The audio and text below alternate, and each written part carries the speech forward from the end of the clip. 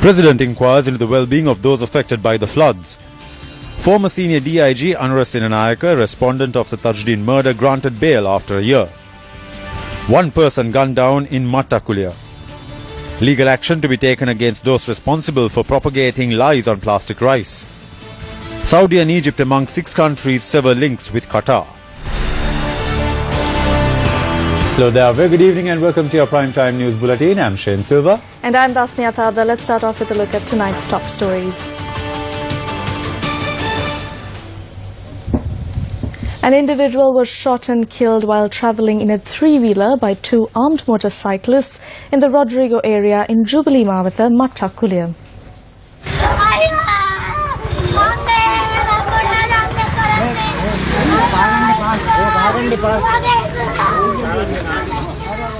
The shooting took place at around 11:30 this morning. The victim, a three-wheeler driver, sustained serious injuries in the shooting and died upon admission to the National Hospital in Colombo. The victim has been identified as 24-year-old Gayan Jeevantha, alias Isuru, a resident of Samitpura, Mattakulia, and a father of 2. Police said the victim's wife and eldest son were also in the three-wheeler at the time of the shooting but had sustained no injuries. Police added that the victim was married to the daughter of an individual named Gal Sampat, who is serving a life sentence in prison for drug racketeering. They added that the victim is also a relative of Roshan, the chief suspect in the murder of 5 people in Samitpura, Mattakulia. The body of the victim has been placed at the National Hospital in Colombo, while the motive behind the shooting is yet to be ascertained. The magisterial inquest was conducted this afternoon. Further investigations have been launched by the Mattakulia police and another special police team to apprehend the suspects involved.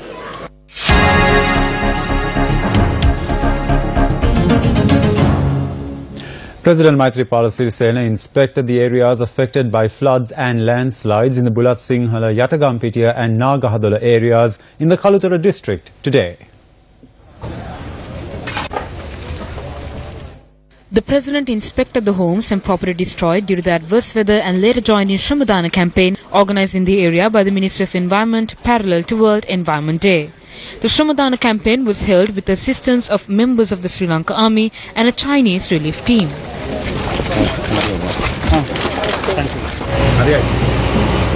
President Maithripala Sirisena inspected the Nagahadola area, which is affected by a flood caused by the Pahyangal mountain landslide, and instructed the district secretary to submit a report in this regard.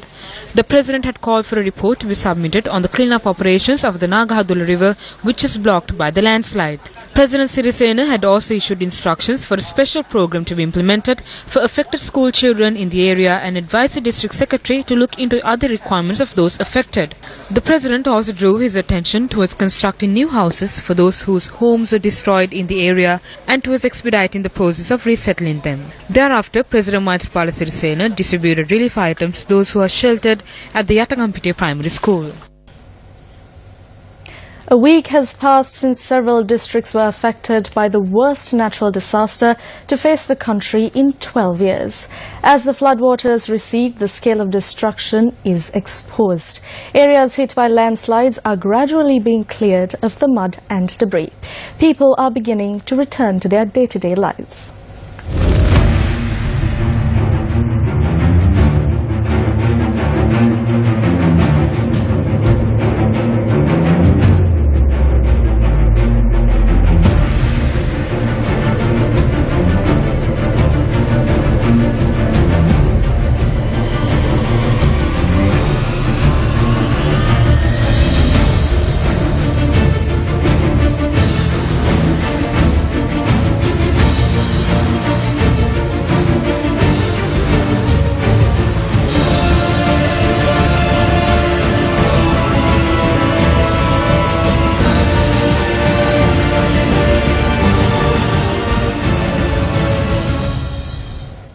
While the disaster risk is gradually dissipating in many areas, the residents still live in fear of losing their lives and property. A landslide was experienced recently on the Nahalki Hill in the Bulat Singhal Administrative Division in Kalutara. 11 families have been evacuated due to the prevalent danger. The temporary shelters they constructed in haste now serve as their only refuge.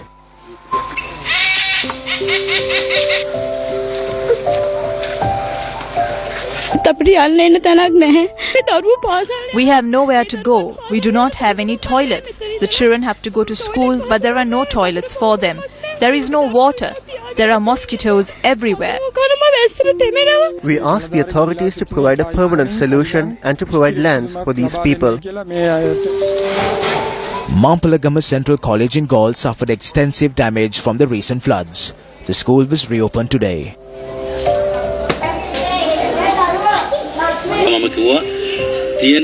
I asked them to wear whatever clothes they have. Only 150 of the 225 children enrolled here turned up to school today.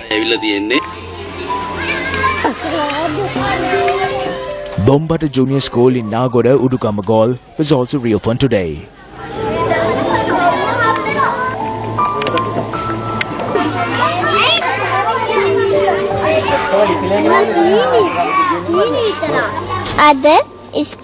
පාසල්ලාව මම දැක්කා මගේ පොත්පත් අනිත් යාළුවන්ගේ පොත්පත් ඔක්කොම තෙමිලා පොත්පත් යට වුණා ඊට පස්සේ අනිත් පන්ති වලත් යට වුණා එක දෙක ශ්‍රේණි වල We keep the books of children from grade 1 and 2 in the school. They have suffered the most. ගොඩාක් පාඩු වෙලා තියෙන්නේ A home in Kumuruhena, Mampalagama was destroyed by the floods.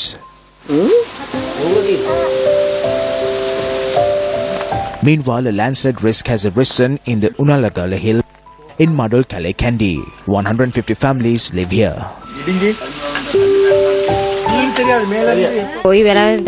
We do not know when it will happen. The trees have already begun to collapse. There is a lot of rain and strong winds. Rocks are being dislodged and are tumbling down. As severe flooding hit almost half the island, the other half is suffering from a prolonged drought. More than 100,000 people living in the Jaffna district have been affected by the prolonged drought. Residents of Kites Island, Punkudithiv, Velani and Karuppam are facing a chronic shortage of drinking water. We receive water every other day, and that too only for around an hour. Only the towns receive water, but we in the village do not get even a drop of water. We do not have water for our daily chores. We usually get water from the wells, but the wells are empty. In related news, Minister of Disaster Management Anurupriya Darshanayappa commented on the disaster management activities launched by the government during a media briefing held today. He commented on the scale of the military operation. In this time, the most amount of military personnel have been deployed since the end of the war. 5,085 military personnel were deployed for flood relief operations, along with 57 military amphibious vehicles. The Navy deployed 969 Navy personnel in the form of 120 rescue teams, each with a dinghy boat. During the first 72 hours of the disaster, those personnel saved the lives of over 9,700 persons. The Air Force has deployed 10 to 15 helicopters and has spent 211.4 hours for relief and rescue operations. Flying hours 211.4. At several media briefings held today, politicians were not short of words when it came to the handling of the disaster situation facing the country. The flooding this year is the worst environmental disaster since the tsunami. We ask the people who suffered from the flooding not to be resigned to the same fate as the victims of the Samsarakam landslide, the Salav explosion, the Meteorvata floods and the Methuramulla garbage dump. Some of these people were even given lands and asked to move, but they did not move. The government has decided not to give lands to people living in danger zones and areas that have been identified as being at risk by the NBRO and to entrust this task to the Divisional Secretariat. It is the government's responsibility to pay compensation. If the government considered this to be charity, then it amounts to a betrayal of the people. ද්‍රෝහී වන ක්‍රියාවක්. කියන්න ලැජ්ජයි. I'm ashamed to say that dry rations, which were donated to each of the divisional secretariats, were distributed under the names of certain ministers. Badagam only received 3 tents. This government is unable to provide tents for the displaced. When I asked the divisional secretariat, they said they could only give tents once they arrive. The media and the citizens of this country showed their quality. Their generosity knew no bounds. ඔබ පෙන්වුව බෝසත්ත්ව ගුණය බොහොම ඉහළයි. Bangladesh knew that this cyclone would be striking soon, and they evacuated 1 million people to safe locations. They were prepared. If people are to be evacuated, shelters must be prepared well in advance. Every ministry has circuit bungalows. Why weren't the displaced directed to these bungalows? I'm not saying this to blame the government. These are things that must be done. I wish to note that as a result of the failure to hold local government elections after dissolving the local government bodies and failing to have elected representatives in these councils, much work was not carried out, and this exacerbated the harm caused. We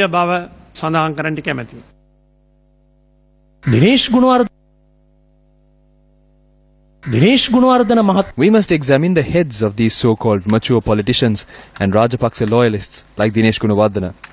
We have said that educational qualifications should be considered, but in their case, we must examine their heads too. We know how the Mahinda Rajapaksa regime used members of local government bodies over the past decade. They were allowed to mine sand, excavate and deforest at will.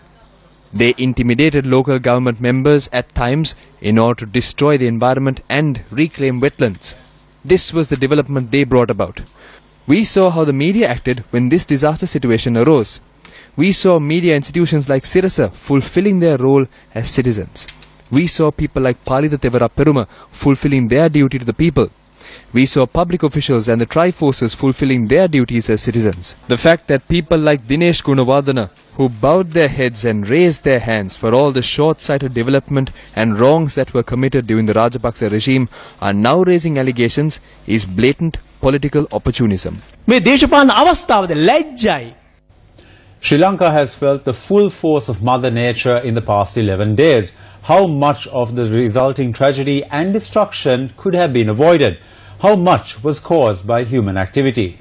The UN, aware that the protection and improvement of the human environment is a major issue which affects the well-being of peoples and economic development, designated the 5th of June as World Environment Day.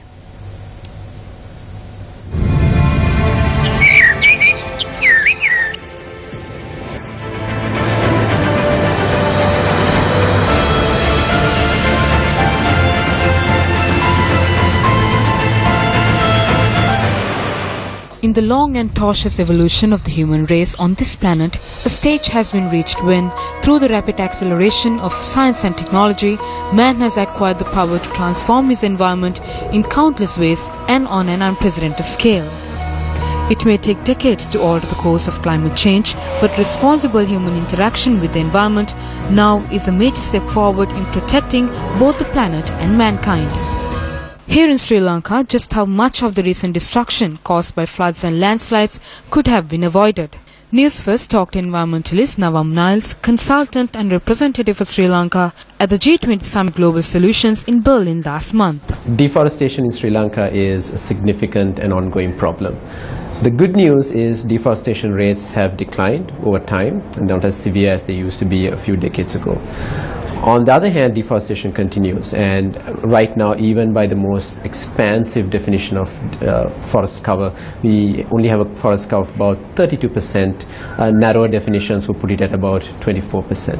While there are many specific reasons, we can broadly categorize them into 3.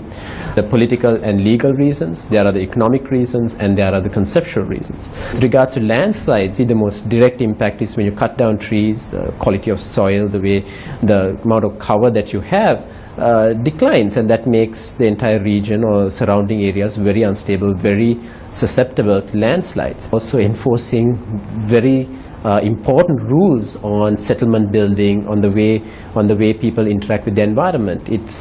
There are far too many people living in landslide-prone areas, and there are far too many exceptions to the rules which allow people to cut down tree covers, cut down forests around their settlement areas, which makes them even more vulnerable to landslides. The rules need to be enforced, and it's not easy politically, clearly, and it's sometimes economically a little difficult as well. The costs of cleaning up and the costs of helping people who are affected by landslides is far greater. In April, it was a man-made landslide of another kind that caused the death of 33 people as the Mithurumula garbage dump collapsed. The urgency for responsible, sustainable human interaction with the environment was emphasized by Asilit Dewela, the chairman of Sri Lanka Land Reclamation and Development Corporation. Without protecting the better environment, I don't think that human being can survive. Therefore, especially with these landslides, the collapse and the maintaining the waste mountains, those things should consider by the civilians of this country. Best environment practices will be the best protection for the sustainability of this country. Mother Nature can live without mankind, but mankind cannot live without Mother Nature. Can a world of a 7 billion population really come together to acknowledge and support the protection of the environment? In Sri Lanka, the man-made environmental hazard of improper waste management continues to go unresolved.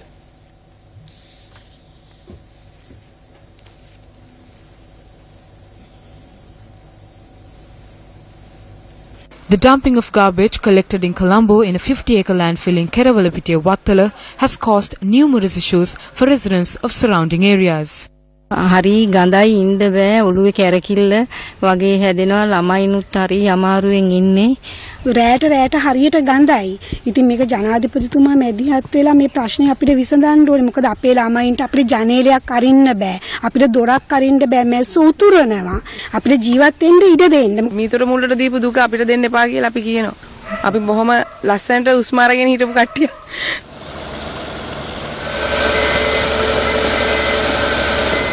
Incidentally, the Maitri Palanayak election manifesto also deals with waste management, including pledges to introduce environmental accountability, environmental friendly solid waste management systems and mitigating the harmful effects of dumping waste. Former senior DIG Anura Senanayake, who was in remand custody for over a year in connection to the murder of Wasim Tajuddin, left remand prison today after bail was granted. The Colombo High Court granted bail to Anura Senanayake on the 2nd of this month. He was released today from remand custody after his bail conditions were read out to him.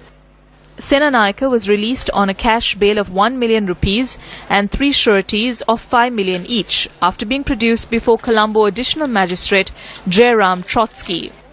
Anura Senanayake has also been ordered to appear before the Criminal Investigations Department on Sunday each week.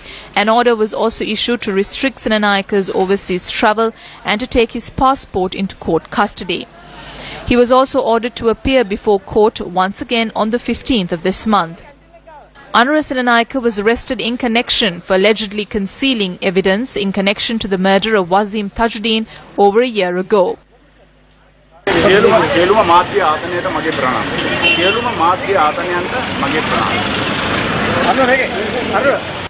Since he was in remand custody for an extended period, did he provide statements willingly or was he coerced?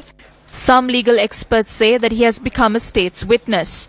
Will Anura Senanayake take legal action against the Sri Lanka police for detaining him for this long in remand custody?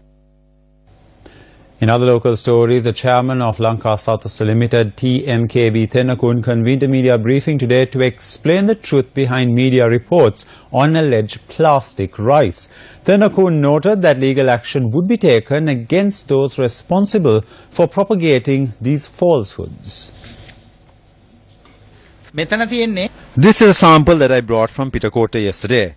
They said it was not being issued, but I obtained 500 grams and cooked it myself. It was very fragrant yesterday. Hiru TV had reported on this yesterday and I ate it to show them that there was no harm. Do you think you can roll this up into a ball and bounce it around? It is glutinous. There are conspiracies. Once the samples are approved, they bring container loads of rice to Sri Lanka. No one ever checks the entire cargo. The normal procedure when goods are brought to a country is that it's quarantined in the port and checked. The problem is only with rice imported to the country. There is no problem with locally manufactured rice. We will lodge a complaint with the CID and file cases over the damage caused to our company. Deputy Minister Dr. Harsha De Silva said that the Central Bank of Sri Lanka failed to provide the Committee of Public Enterprises with required information on the secondary market operations. The Presidential Commission of Inquiry convened again today after a 2-week recess. A question was posed to Dr. Harsha De Silva as to whether COPE investigated the secondary market transactions. He responded no, citing that the Central Bank of Sri Lanka failed to provide the information on the secondary market transactions despite many requests that were made during the tenure of former Governor Arjuna Mahendran and present Governor Indrajit Kumaraswamy. Dr. Harsha De Silva said that he was shocked when he learned that the Central Bank of Sri Lanka did not have the information, and he claimed that the Central Bank had no transparency since 2008. And that is why COPE has recommended for a forensic audit to take place on the secondary market transactions. Dr. Harsha De Silva testified that the footnotes were added to the COPE report to qualify the concerns that were raised during the COPE inquiry. He noted that the footnotes were collective observations of 9 COPE members who had concerns. 9 members of COPE had agreed to the report of the committee in general with the footnotes, while 15 members agreed to the report of the committee in general without the footnotes. He went on to say that the footnotes were prepared by the members raising individual concerns and were thereafter included in the report in an orderly manner by him and the chairman of COPE, Sunil Handunetti, in the presence of the Auditor General. The Deputy Minister confirmed to the Commission that during the COPE inquiry, he made a statement that Arjun Aloysius from Perpetual Treasuries Limited already had several allegations in relation to the stock market before Arjuna Mahendran was appointed as governor. He confirmed that he made a statement citing that Arjun Aloysius had inside information when it came to bond transactions. Dr. Harsha De Silva said that after the auction on the 27th of February 2015, he received a call from a primary dealer, namely First Capital Treasuries PLC, citing that some impropriety was going on in the auction. He had raised the matter with then Governor Arjuna Mahendran twice on the same day, to which Mahendran had responded that various persons can say various things. Yeah, I mean, I have always spoken the truth. I will, and in the future also it is the same. So I was asked to come as a member of the COPE. All the members of the COPE committee have agreed to the recommendations, and that is where it stops. There are certain footnotes that deal with some technical issues in the report, but nothing to do with the recommendations. So once the report of this commission of inquiry is out, then the president or the relevant authorities will determine what the next step should be. The additional director of IT at the Central Bank, Vasanta Alvis, provided evidence once again today in relation to primary and secondary market transactions. The joint opposition held a media briefing in Colombo today. There were reports in a national newspaper that President Maithripala and Mahinda had a discussion.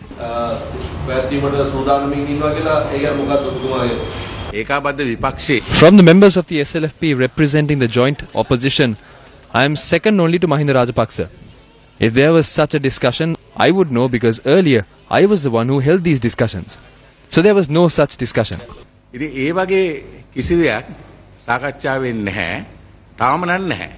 are plans of having such a discussion? Not right now. The only thing on our minds right now are the floods. Afterwards, if there is a request by the government, we will consider it. A program to distribute aid amongst flood victims in the Angunukala Palassa area was held today under the auspices of Minister Sajith Premadasa.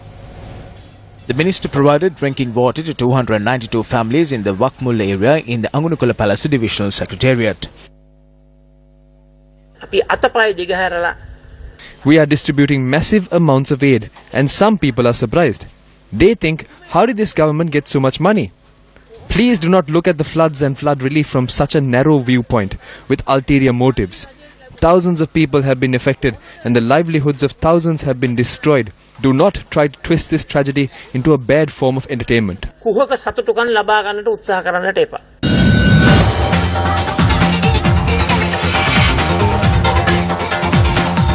In your international news tonight, Saudi Arabia, Egypt, the United Arab Emirates, Bahrain, Libya and Yemen have severed ties with Qatar today, accusing it of supporting terrorism, opening up the worst rift in years among some of the most powerful states in the Arab world. Qatar has called the measures unjustified, saying they are based on claims and allegations that have no basis. The Saudi Kingdom made the announcement via its state-run Saudi press agency early today, saying it was taking action for what it called the protection of national security. The news agency released a statement in which it accused Qatar of harboring a multitude of terrorist and sectarian groups that aim to create instability in the region. The coordinated move dramatically escalates a dispute over Qatar's support of the Muslim Brotherhood, the world's oldest Islamist movement, and adds accusations that Doha even backs the agenda of regional arch-rival Iran. Announcing the closure of transport ties with Qatar, the three Gulf states gave Qatari visitors and residents 2 weeks to leave their countries, while the UAE has given Qatari diplomats 48 hours to leave the country. Qatar was also expelled from a Saudi-led coalition fighting in Yemen. Economic disturbances loomed immediately as UAE Airlines, Etihad Airways, Emirates and Fly Dubai said they would suspend all flights to and from Qatari capital Doha from early tomorrow morning. Reacting to the fallout, Qatar explained that the decision was in violation of its sovereignty, vowing to its citizens and the hundreds of thousands of residents that the measures would not affect them. Issuing a press release, the embassy of the state of Qatar in Colombo said, quote, "The state of Qatar has been target of a systematic incitement campaign that promoted outright lies, which indicates that there was a prior intent to harm the state," unquote. The announcement comes 10 days after President Donald Trump visited Riyadh to call on Muslim countries to stand united against Islamist extremists and singling out Iran as a key source of funding and support for militant groups. So the main genesis of this started off a couple of days ago when allegedly the Emir of Qatar put out certain statements criticizing the Saudi regime and praising the Iranian regime. So that's where this whole thing has really blown up, because the Qatari regime claims that it was a cyber attack, but that's not really being bought by the rest of the Arab world. As far as the trip, the visit of President Donald Trump goes, I feel that it certainly played a big role, because we've got to keep in mind that Donald Trump blamed the Iranians for most of the terrorist problems in the Middle East. So they've taken this as an opportunity now that Donald Trump has made those statements to get the Qataris in line. Given that Sri Lanka maintains strong ties with the Middle East, with several Sri Lankan expatriates serving in Qatar and other Middle Eastern countries, what implications will the fallout between the Gulf Cooperation Council countries have on Sri Lanka? Our most important concern is the number of Sri Lankan immigrants living in the Middle East, because I want to stay away from negative prophecies here, but if things do go wrong, the Sri Lankan government would be responsible for the safety and security of all those Sri Lankans there. So we would certainly need a strategy to deal with that. Moving back to a local story, former Secretary of the Presidential Commission into Fraud and Corruption, Lassell De Silva, appeared on the Pathikoda program this morning and made a special revelation. ඇත්තෙන්ම මම එතනදි කිව්වා වගේ මට ඉතින් සත්‍ය තත්ත්වය පැවසුවොත් ඇත්ත වශයෙන්ම ওই අදාළ ඇමතිවරු තමයි. ඔය ඉතින් කවුද ඒක ඔබ නම් කෙරුවා. අපි නම් කරා. මම පැහැදිලිව දන්නවා ඇමතිවරු රාශියක් හිටියා. නමුත් කවුද? එක්කෙනෙක් තමයි රිෂාඩ් බදුද්දීන්. එතකොට අපේ හකීම් වැනි ඇමතිවරු. ඒ හා සමාන ඇමතිවරු රාශිය. ඇයි ඔබ අනිත් එක්කෙනෙක් තමයි අත වශයෙන් මට යම්කිසි සාක්ෂි මේ කියන්න බෑ. මේ පහුගිය ඇමති මණ්ඩල සංශෝධනයේ අපේ ප්‍රධාන කිසියම් විදියකට සාකච්ඡාවට ලක් වෙච්ච තවත් ඇමතිවරයෙක් මම හිතන්නේ මුදල් අමාත්‍ය පැත්තෙනුත් මට ගොඩක් පීඩන ආවයි කියලා එහෙම නැත්නම් මම ඉවත් කළ යුතුයි කියන කිසියම් ස්ථාවරයක ජනතාවට කියන්න ඕනේ මේ රජයේ සේවකයෙක්. ඔහු දූෂණ විමර්ශනය කරන්න ආවේ. නමුත් දූෂණ විමර්ශනය කරන්න ආවට නමුත් ඔහුට ඉවත් වෙන්න වුණා. මොකද මේ වගේ සෑහෙන රජයේ සේවකයන්ට වෙනවා. And that's a wrap of Primetime News for tonight. For the News First team, I'm Dasni Athauda. And I'm Shane Silva. Take care and good night.